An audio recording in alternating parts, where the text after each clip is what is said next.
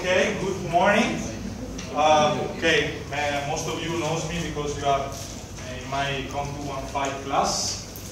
This topic would have been anyway part of our program, and most of the contents we'll explain today are actually part of my latest book, Hermeneutics of Capital, that was published 2 years ago. And I'm actually evolving on this topic and publish new papers on this. Probably as econ students, you might have realized that you talk during your classes about many topics, but strangely enough, entrepreneurship and more specifically entrepreneurs are almost absent from the traditional teaching of economics. Okay, and I believe that you realized by yourself that this fact is quite contradicting your experience with the everyday economic life. In a way, you are experiencing entrepreneurship everywhere.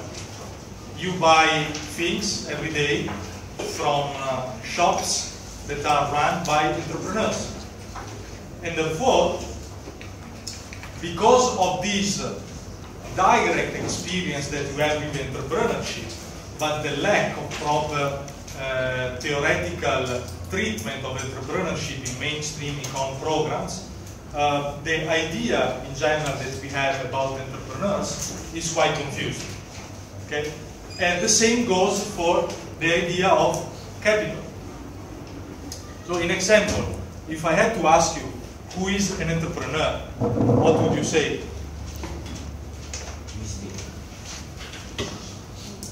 Anyone had an idea who is an entrepreneur? What does an entrepreneur do? Anyone? Yeah? Someone who combines the resources of their capital and to produce something. Combining resources to produce something. So we have here an idea. And if we talk about capital, I believe that your smoke in the brain is even deeper. What is capital? Someone would say money, in example. But if you, as an entrepreneur, are going to use your brain in order to combine things, can we say that that usage of brain is also capital? Of course. Brain is also part of capital. And when you are going to work, most probably your smartness, your skills are your own capital. So in this class, in this lecture, we are going to try to clarify, according to my view, what are entrepreneurs, what is entrepreneurship, and how can we properly define capital. Okay?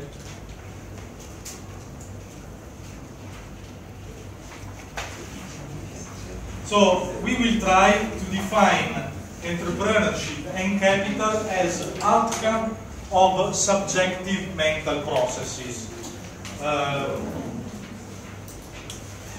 First of all, as some of you might remember, I'm quite against the traditional view of economics. I don't believe that the traditional definition of economics as the science that study the allocation of scarce resources for a certain set of limited ends really fit what economics is. Economics is not primarily about things and objects. Economics, I believe, is about men, meanings, and actions. And in this sense, we can define economics as a science dealing with the subjectivism of active minds. And therefore, at the very core of economics, we find human action and mental processes, okay, interpretational processes. processes. Human action, in fact, if we are going to be economists, has to be, first of all, understood. Okay? As an economist, you are studying the action of individuals in reality, and secondly, you must interpret these actions. Therefore, we can say that economics is primarily an hermeneutical science. Okay? Hermeneutics is the science of interpretation, from the Greek god called Hermes. So, of course, we have to recognize that human actions are objective facts. They are answers to other objective facts that constitute the elements of reality. However, the way in which such answers are defined is totally subjective, the outcome of subjective interpretational processes, which we can define as hermeneutical action. As the example that I always do to my students, a beautiful girl that enters a class is an objective fact, but the way in which the male population react in front of the beautiful girl is terribly subjective, because not all the males like the same kind of woman. Okay? Therefore, we might have men that decide to approach this girl and invite her for a dating. There are men that are not interested in her. There are men that would like, but they feel shy and would do nothing. Okay? There are others that have different sexual preferences. Therefore, the final outcome would be subjective, defined by subjective interpretational processes in front of the very same fact. You got the point? So even if reality is objective, and there is not to be any doubt on the fact that the reality is objective. This is a table. Even if our friend believes that this is a fork, he will never be able to cut a stack with this. So reality is objective, but the way in which the objectivity of reality takes shapes derive from subjective interpretational processes. Okay? Everything clear so far? So these subjective interpretational processes are the link between objective facts. Without this interpretative moment, reality could not take shape because no action could be decided. Go back to the example of the pretty lady that entered a class. If in front of the beautiful lady there are no interpretational processes that say, do I like her, do I not like her, should I invite her for a date, will she like me, all these kind of mental processes, if we remain blank, if we do not activate our brain in front of these objective facts, nothing happens. Okay? Okay? So reality can take shape simply because we put our brain in motion in front of that objective fact. If you are not provocated by a fact of reality, nothing actually happens. The girl will sit there and will remain alone for the rest of her days. Right? And we will see that the fact that the girl's happen opened the opportunity to unexploited profit occasions. And the entrepreneurial nature of our action consists in taking advantage of unexploited profit opportunities. But we will come back on this very soon. So we have, and sorry, here you are all in your final year, more or less, second or third year. Yeah. So there is a big weakness in modern day of modern day economics, the economics that you studied mainly in Econ 101, 201, and all the funny codes that you have, that is the focus on economizing and maximizing functions. Okay? This is a fiction. Because the economizing man, what you study in economics as Homo economicus, makes decision with respect to given series of ends and means. So action is reduced to reaction. There is no choice about tastes and preferences. But as economists, we should focus on this initial moment, which is how do we define our preferences? How do we define our tastes? How our impact with reality helps shaping our ends-means framework. Instead, in mainstream economics, we simply have a reaction that is often based on the assumption of perfect rationality, intended as the fact that the Homo economicus reacts in a certain given way in front of a certain situation. But if every man reacts in the same way in front of the same situation, this means that future can be predicted. But our experience tells us that all the persons react in different way in front of the same fact. And therefore reality is unpredictable, is chaotic. Okay? Even the same person can react in different ways in front of the same fact if the same fact happened in a different conditions of time and space. Right or not? Are you still with me or are you already lost? Are you with me? Good.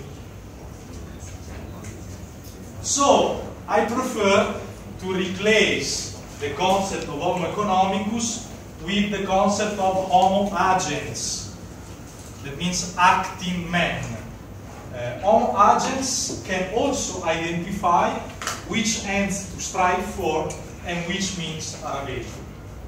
How are ends and means actually defined?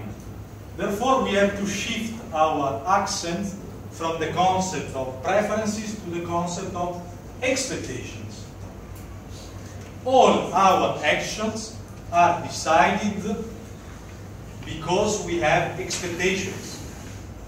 You enter a restaurant because you expect that the food that you eat there will satisfy your hunger with a price that you can afford.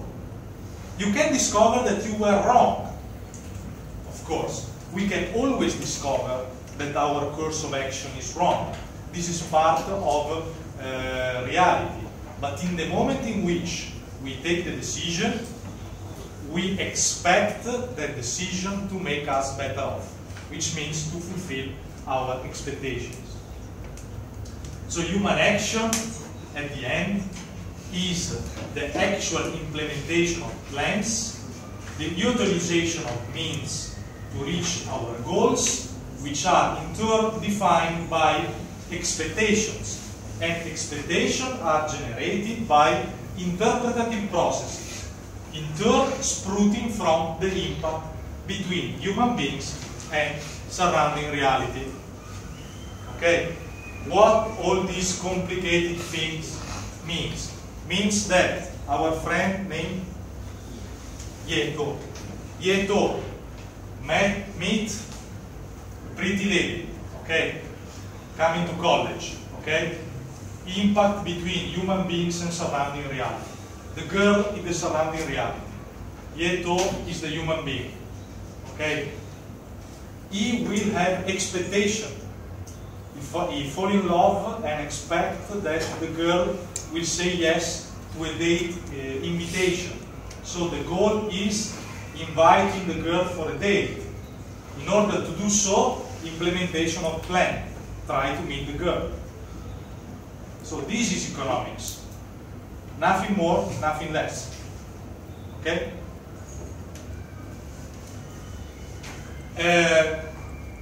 Something which I will not dig into very much is the importance of time. All the processes of interpretation and the implementation of plans happen in time. Time is another dimension very much neglected by mainstream economics. Okay? Why time is neglected by mainstream economics? Because if we allow real time to enter our analysis, it means that everything can change anytime. Because time is the biggest conveyor of novelty. It's only in time that Yeto can discover if the girl will accept his invitation for a date. And even if the girl accepts, can happen that after a night together, Yeto will discover that he doesn't like, or the girl will tell him that she doesn't like him. Okay? Or they can decide to get married. Whatever. Future is unpredictable. But this means that reality unfolds over time. And what reality will bring in over time is totally unpredictable. We can have an idea of potential possibilities, but the spectrum of them is always bigger and cannot be predicted in advance, most often. Okay? And that's why most of economics prediction that you read on the newspaper, they are always revised the month after. Bank Negara changed his forecast on the GDP. This is on the news today. Okay, why changed? Because the conditions compared with 1 month ago are different. So why are we continuously wasting our time in doing quantitative prediction when we have continuously to revise them? Better focus on something more useful and try to understand what is actually happening in reality. So, what we have described so far is the concept of human action as it was described by a very famous Austrian economist called Ludwig von Mises, born 1881, died 1973, if I'm not mistaken, and his most famous book is called Human Action and was published for the first time in 1949.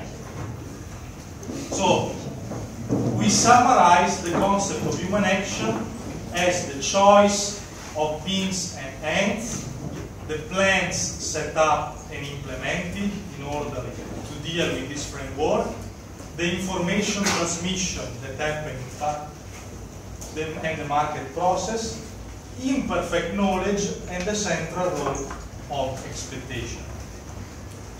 Importance of imperfect knowledge. When we take a decision, our knowledge is always limited. Okay? Doesn't mean that when we take a decision we are not rational. We are rational because anytime we take a decision, we assume that that choice will make us better off, given the content of information available for us in the moment in which we take that decision. We make that choice. However, when we start implementing our plan in time, our content of information will change and we might find that we were wrong. But mistakes, errors can be discovered only ex post, after we start doing something. Because if we were thinking that that decision was wrong, we would never take. Right? You don't invite out a girl because you think you don't like her. You assume that you like her. By dating her, you can discover that you don't like. But ex ante, when you do the invitation, you are perfectly rational because you are thinking you like her. But only spending time together, you might think you were wrong. Right? So, ex ante, we are always rational. But our rationality is unfolding in a context of imperfect knowledge. And therefore, our choices and plans can change over time. Now, you in your mind are thinking. But this man came here, Technopreneur Week, innovation, and make a lecture titled Entrepreneurship and Capital, and so far has spoken only about hermeneutical processes, time, rationality. What the hell all these fit with entrepreneurship? Fit very much. And the problem with mainstream economics is that you are not dealing with this thing. So what you are learning is handicapped by the fact that you don't have a theoretical framework, an adequate theoretical framework at the basis of your economic understanding. And now we start talking about entrepreneurship in a way which is consistent with the concept of human action which I described so far. And I will use two economists that developed two very famous theories about entrepreneurship. They were considered as alternative theories of entrepreneurship, but what I'm trying to do with my theoretical work is to show that these two approaches to entrepreneurship are not necessarily in conflict, but rather can be used as complementary in order to build a new vision of entrepreneurship. These two economists are Israel Kirzner, which, by the way, is still alive. He's very old, but was a teacher at New York University. He's now 87, I think. And the other one is Joseph Schumpeter, which instead passed away in 1950. So, the two visions can be summarized in this way. According to Kirzner, entrepreneurship is alertness to unexploited profit opportunities. And therefore, there is an element of entrepreneurship that is rooted in every human action. Because even trying to date a girl can be an entrepreneurial action, okay? If that girl is perceived as an unexploited profit opportunity, okay? And the concept of profit is viewed in a broad way. According to Schumpeter, instead, entrepreneurship is related with innovation. Therefore, entrepreneurs are those people that bring into the economic system a technological discontinuity. Okay. Let's see all these things in detail. Okay? If something is not clear, you stop me and I will repeat, okay? Don't be shy. According to Kirzner, among the plans that are implemented by every individual in every moment, some are smarter or quicker than others in identifying unexploited profit opportunities. Which means some plans, some entrepreneurs have an ability to see where a good can be sold at a price higher than that for which it can be bought. In this very speculative element, there is the nature of entrepreneurship. Therefore, entrepreneurship is noticing profitable opportunities that exist because of the initial ignorance of the original market participants.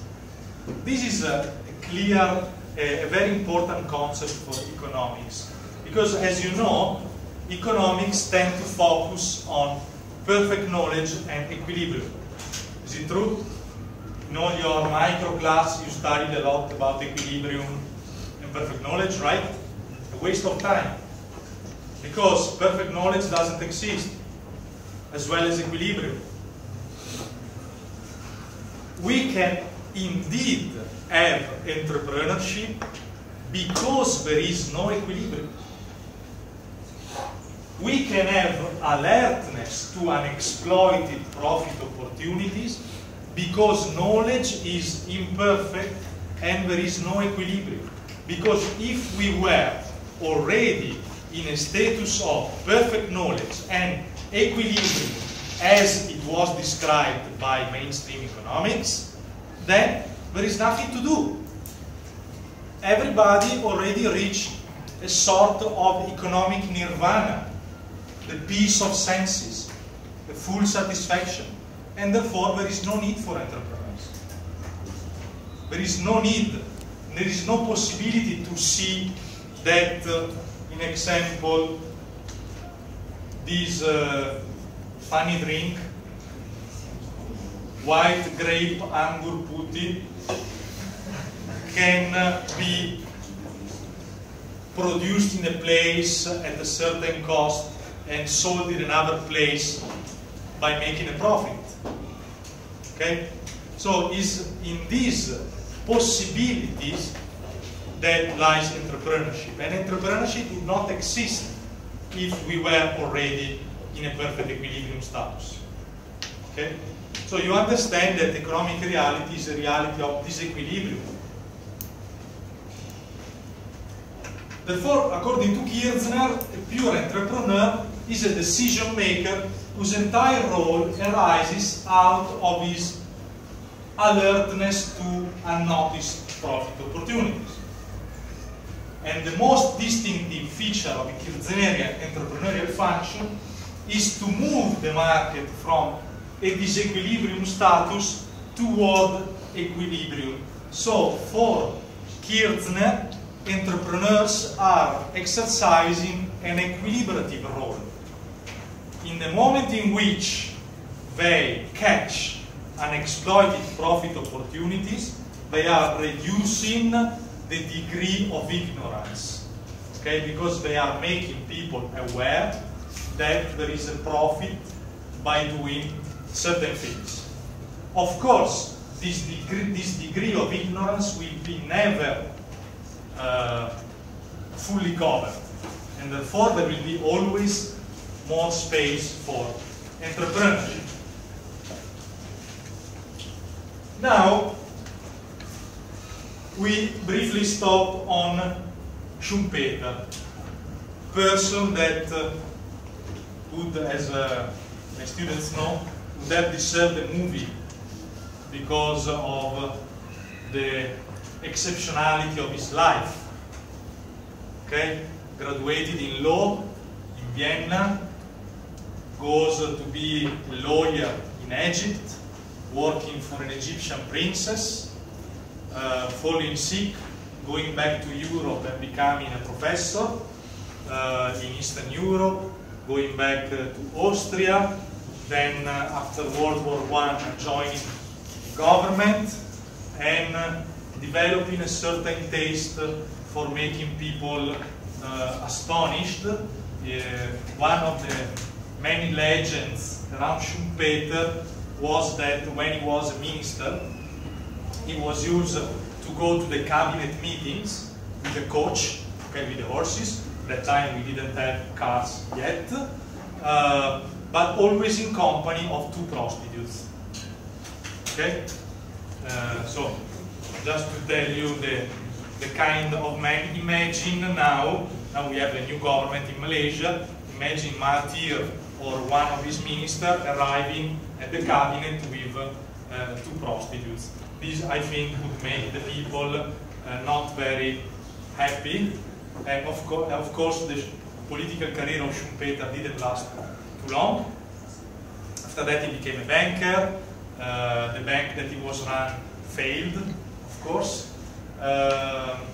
After that, he found the love of his life, his second wife, but the wife died by giving birth to a child, and the child died as well. So dramatic events. He moved to Germany to teach in Germany, and depressed after that moved to Harvard, where he was paid more than double than the highest salary paid at Harvard, because he was a very famous economist. He was anyway criticizing Churchill, telling that Churchill was worse than Genghis Khan, and it was better if Hitler had won the war. He had peculiar political views.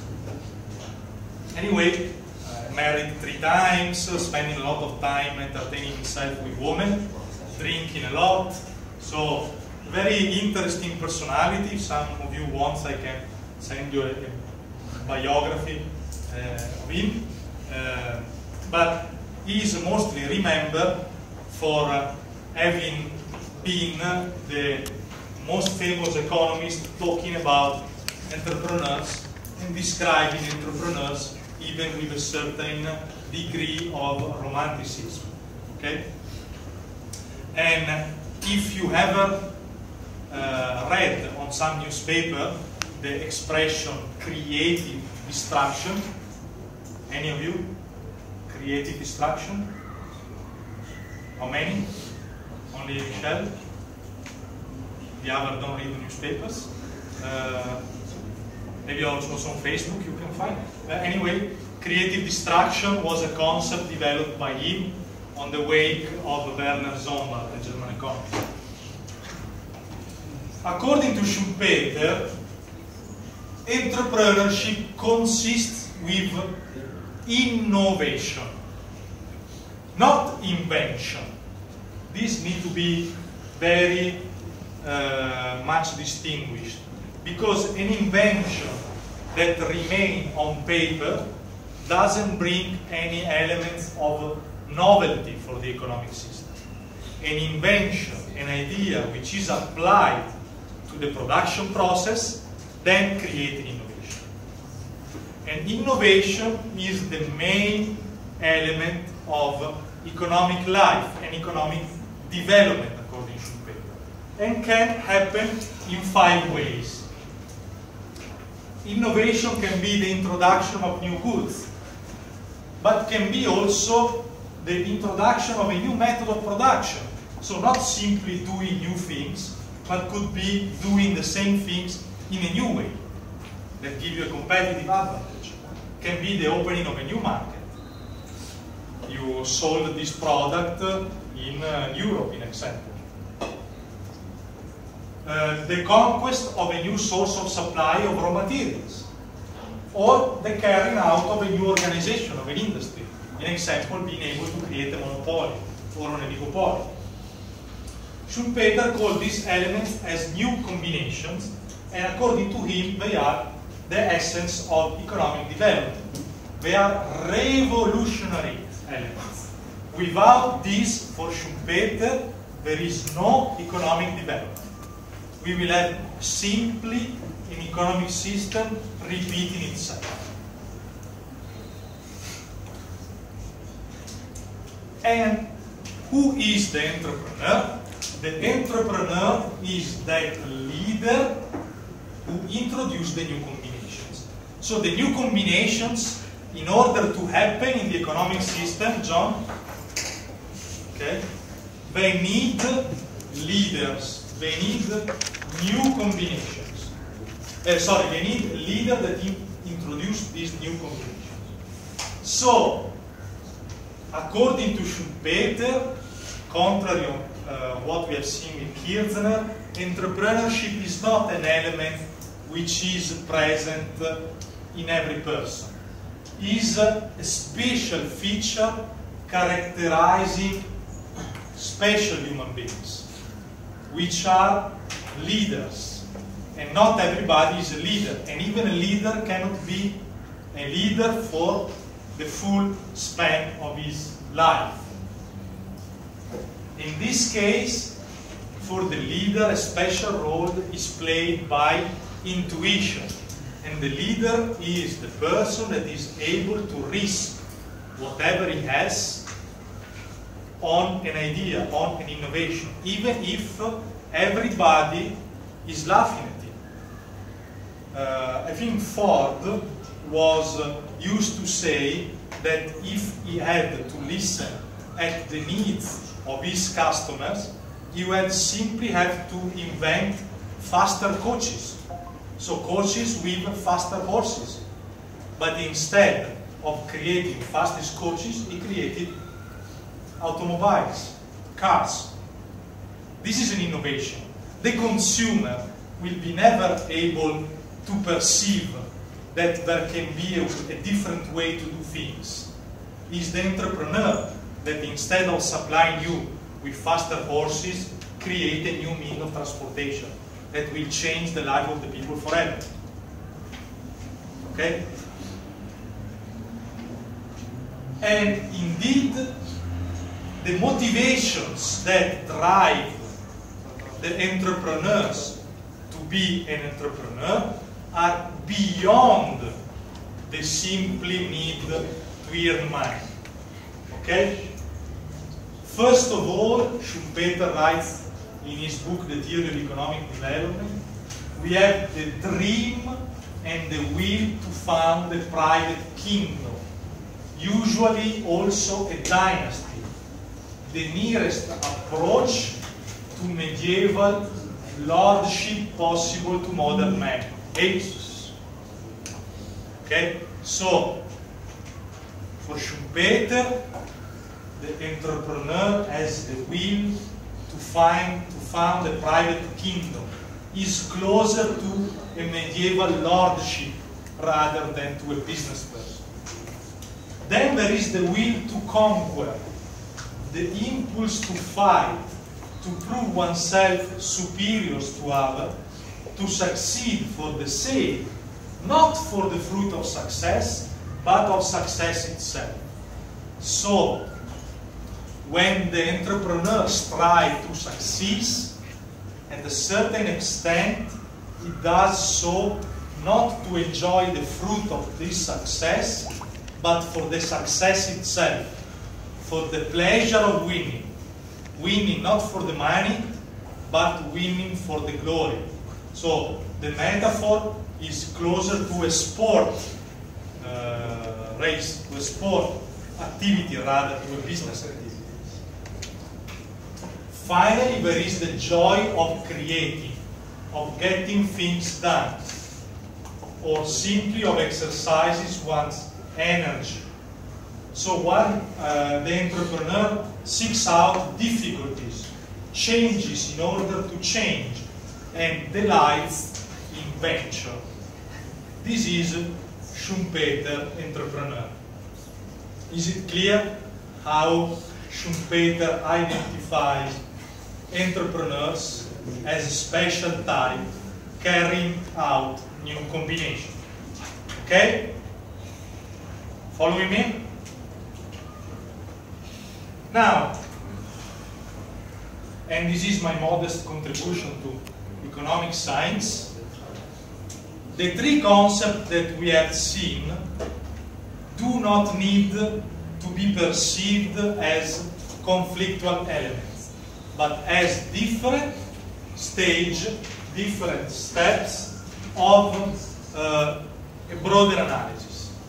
So here, I put in blue the biggest category of human action, which are the actions that we put into motion when we try to achieve our ends. Among these actions, some of them can be defined as Kirchnerian alertness. That means the alertness to unexploited profit opportunities. And as a smaller subset, some of these actions devoted to exploit previously unexploited profit opportunities have bigger radical consequences on the economic system and can be called Schumpeterian innovation. So I see Schumpeterian entrepreneurship not as a contrast toward the Kirchnerian entrepreneurship, but rather as a subset of it. And entrepreneurship in general can be seen as a subset of human action. Some of our actions are entrepreneurial.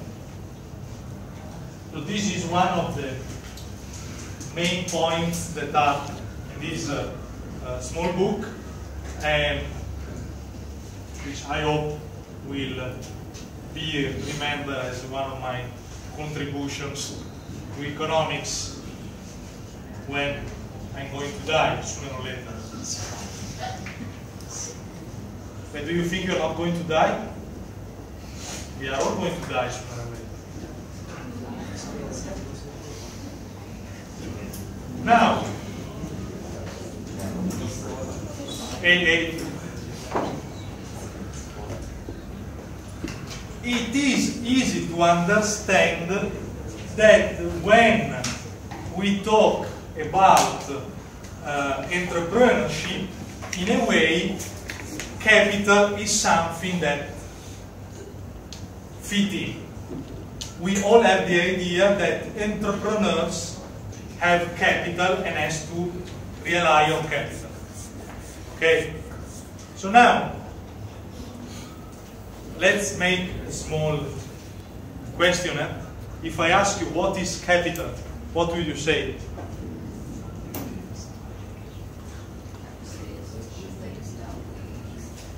Is what? According to her, capital is how we the things that we buy, how we spend our money, right?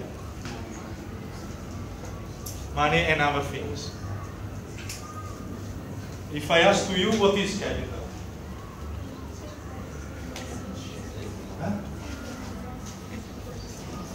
In the business. The things that we invest in the business. You need to raise your voice. I'm an old man. According to you, what is capital? Resources.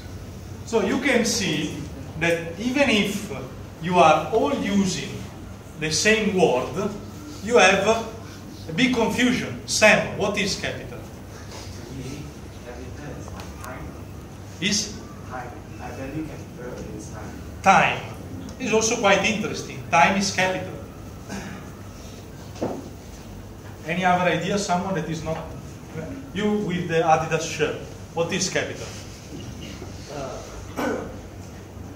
Assets invested by investors and owners. Asset? Brought into the company by investors and owners. Both brought into the company by investors. Okay. You, what is capital? Whatever you classify as an asset can be a capital. Whatever, Guys. whatever you classify as an asset. So you can see that we have so many definitions of capital as so many people in this room. So you are all using the same word, but you all have in mind something different and possibly very vague. Quite nebulous, quite smoky. Yeah? It's like smoke on the water, on the deep purple. Yeah? So, let's see. It's quite curious enough that nobody said capital is money. This is quite curious.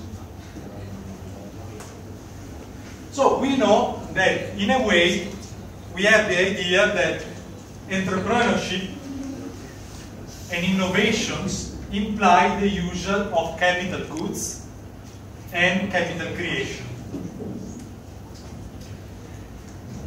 Now, coming back to our initial concepts, we can say that in order to achieve the ends that are defined by our expectation, human beings need to implement plans. We have already seen. Yeto went already out to invite the beautiful girl, so he's already trying to implement the plan. Such plans imply the use of particular combinations of heterogeneous goods. This is very important. If you want to invite a girl for a date, okay, you have to use flowers, there is the cinema, there is the car, there is the food. All these things are heterogeneous and they are very difficult to be combined into a single measurement. How can you say that flowers plus Nazilemak are identified in a certain quantity, okay, because they are heterogeneous. So let's go back to the root. What is a good, first of all? And again, we go back to the concept of expectations. A thing needs to be in conscious causal connection with a need satisfaction. So a good, this is a pen, right? How do we use the pen? We use the pen to write. We all agree on this, right? You don't drink the ink, right? You use it to write. So when we buy a pen, we think that the pen will satisfy our need to write, okay?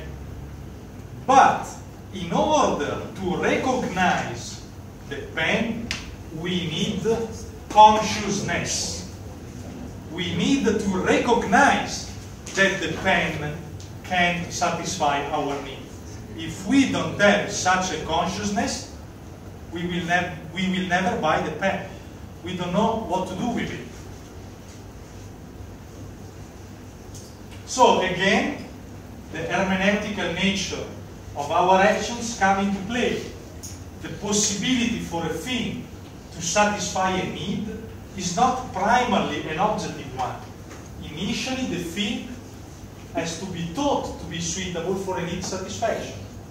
Human mind subjectively interprets the object, imagining table, to meet the need under examination.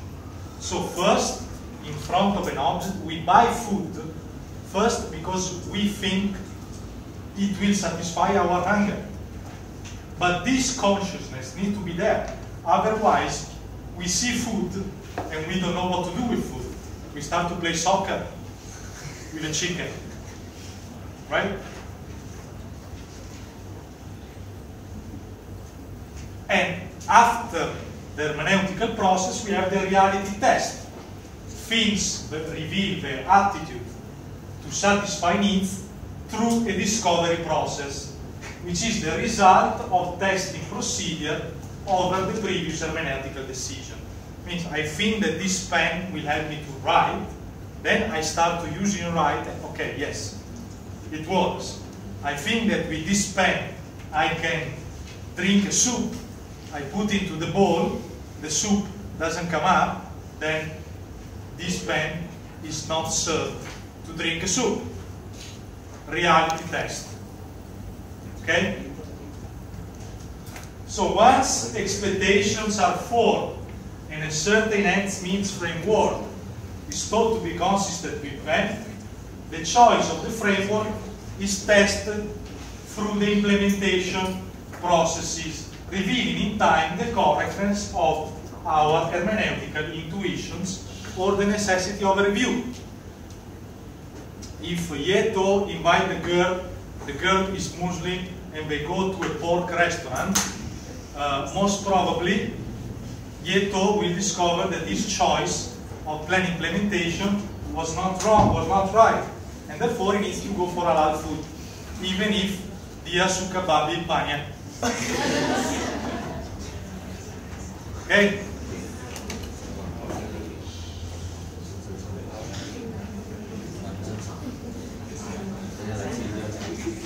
Did you go to invite the girl?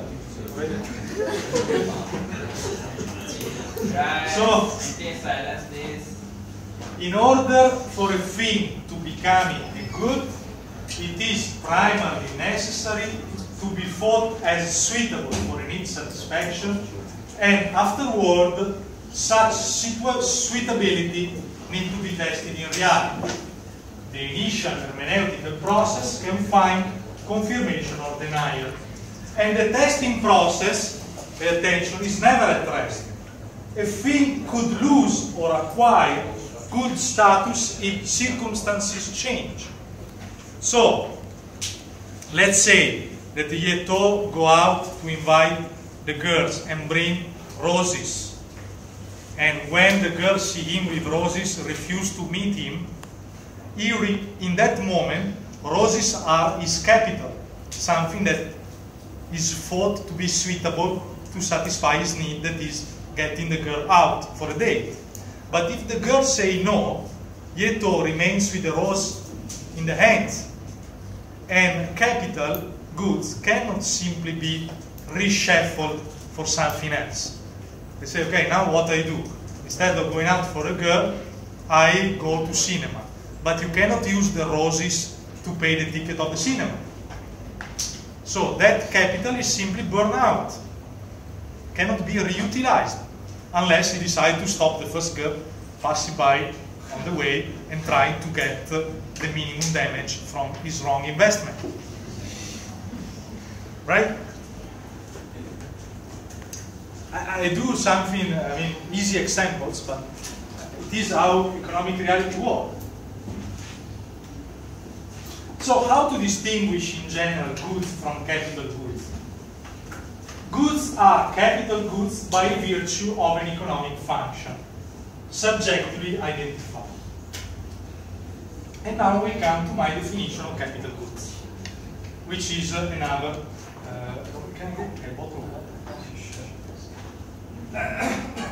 capital goods are goods that in a specific moment of time are thought to be suitable to generate a certain output when combined with other goods in a production process unfolding in time. And it will be the unfolding of the production process which will confer their suitability as capital goods. So, according to my definition, and again, the importance of individual mental processes, capital goods are goods that in a specific moment are thought to be suitable to generate a certain output when combined with other goods in a production process that unfold in time. But during the production process, you can discover that they were not suitable, and then you have to change. And in the moment in which, like when Yeto is refused by the girl, roses cannot be used anymore for that purpose, they lose their nature of capital goods. You have the same identical good, a bunch of roses, but they are initially capital good, but in front of the refusal, they lose their nature of capital good. They are wasted. So, one thing is not a capital good in general, and this is another big mistake of mainstream economics. A capital good has a nature of capital good depending on the situation and depending on the subject. So that bunch of roses, in the moment in which he's going to date the girl, is a capital good for him. But for me, that I have no interest in that girl, that bunch of roses is simple a bunch of roses. It's not a capital good. So the same bunch of roses can be a capital good for someone, but nothing for someone else. So being capital is a feature of goods which depends on the subject and the circumstances. Thus, is not an objective feature. The same for money.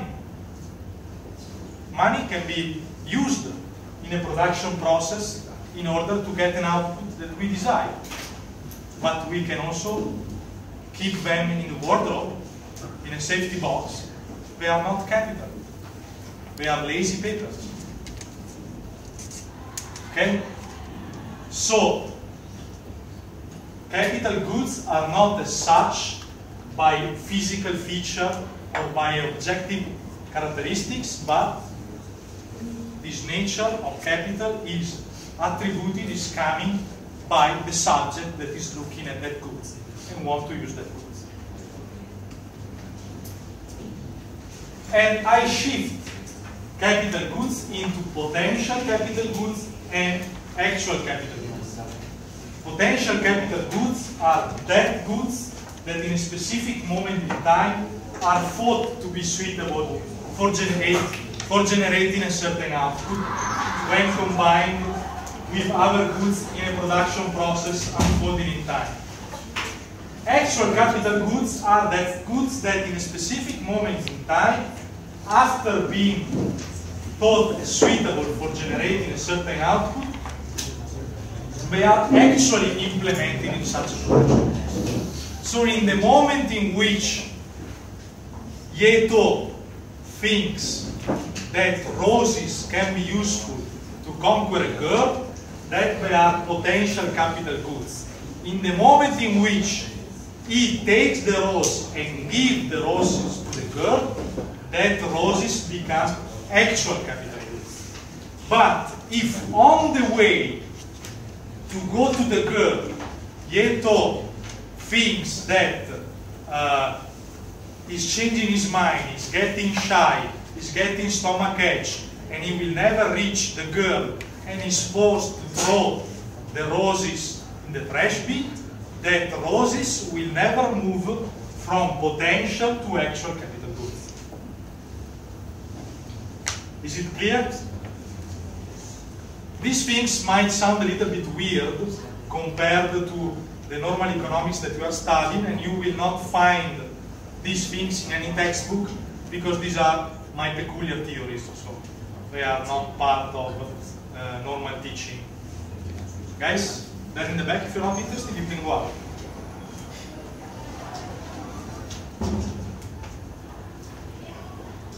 Thank you very much, sorry.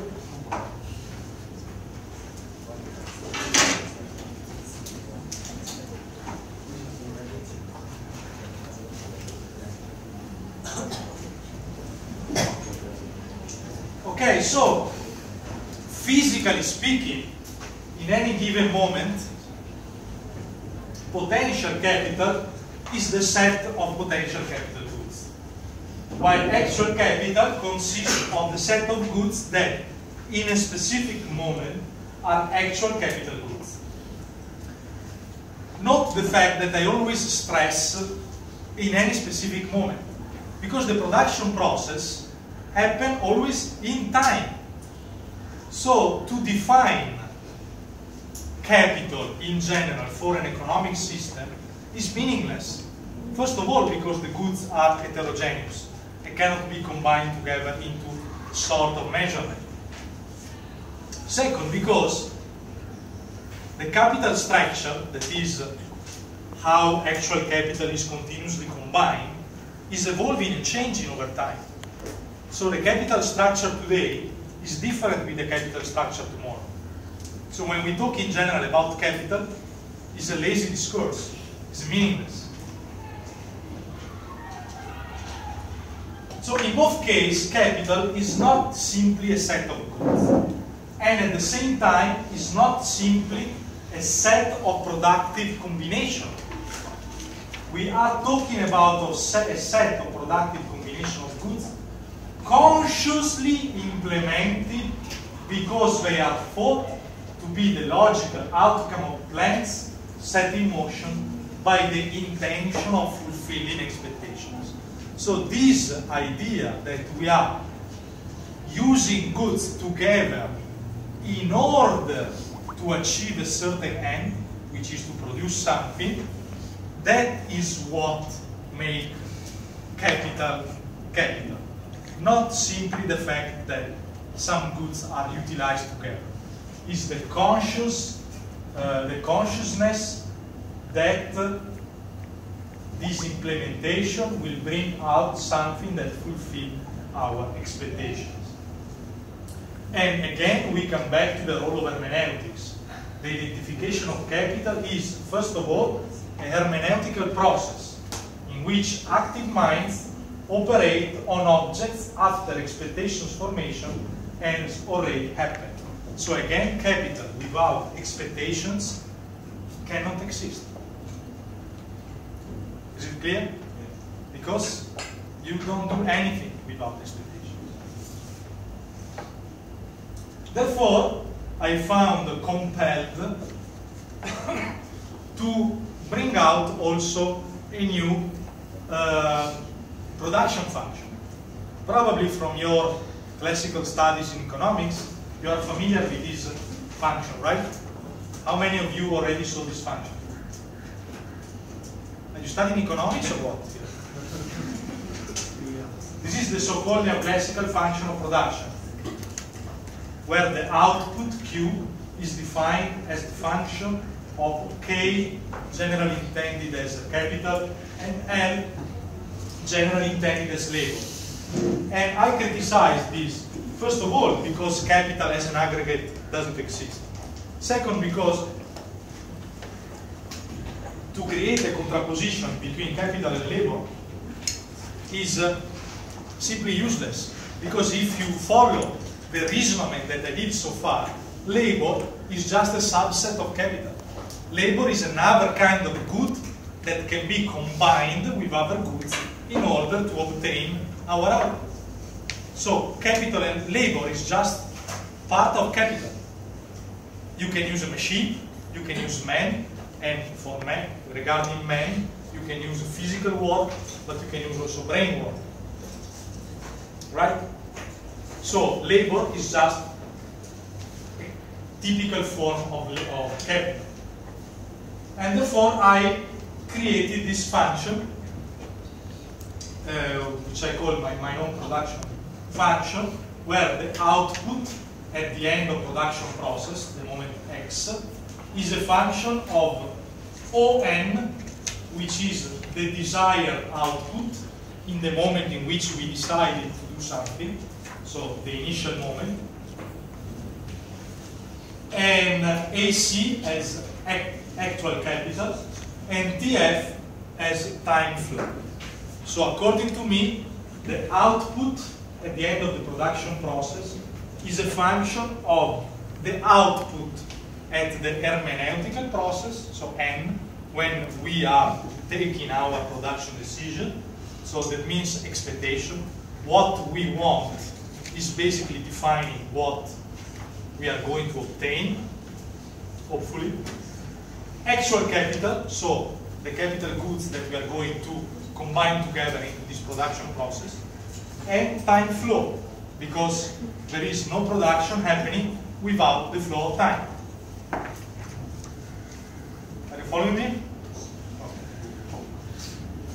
So output is a function of expectations, of actual capital, including different human functions that can be defined as labor, and the time flow. And it must be considered that the shape of the actual capital is not necessarily stable. So the goods that we are going to use over the production process can be changed over time. The way in which, of course, we intend the final output as a function of our expectation has to be intended in a non-deterministic way.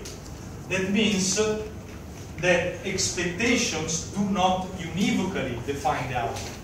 It's not that because I want to produce a pen, I will necessarily get a pen.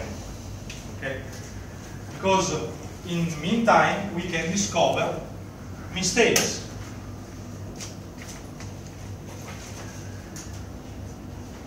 And to conclude, in this process of formation of an ever-changing capital structure, we have to realize that the world is constantly in disequilibrium. Entrepreneurs will have to continually seek new ways to group capital goods together in order to adapt to the changes that take place continuously. Therefore, a certain capital structure can be observed only in a very specific instant of time and can be interpreted as ever-changing with the time flow. So this is one of my contributions to economics. I hope you enjoyed it. And now we can open the floor for question and answers. Now I'd like to open up the platform for questions and answers here. So if you have any queries or clarifications on the concepts that have been proposed or advocated by Dr. Carmelo, you can proceed to him now, okay? Because the concepts that have been mentioned by Dr. Carmelo will be tested for your exam, okay? So take note of that. Sir, this for which economic? For both, for both. Both, of course, this is part of my class and part of his class. Okay, so okay, no worries. Okay, with the permission from Dr. Carmelo, probably I can share the slides and the videos. Yeah, but then Sir, you're gonna be good to us, right? we will discuss that later. Okay, we'll discuss that later. It's also your class. Yeah. Okay. Okay, we'll discuss about it later. Okay, for the econ 205, we'll discuss it later. Okay, now do you have questions for Dr. Carmelo? If you have questions, now is the right time for you to proceed to him. Okay? Yes? Don't miss the chance. Okay? Yeah? So. Sir, what's coming up for final? I mean, this is not pertinent with the slides. Please do ask something that's related to the slides, okay? Yeah, don't ask about the final exam, all that. You can discuss it personally, okay? So now, please utilize the opportunity of posing questions to Dr. Carmelo, okay?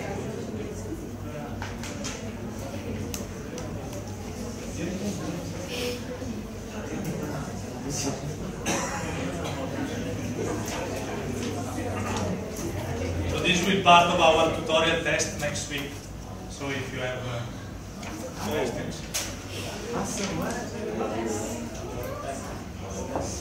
Tutorial test next week.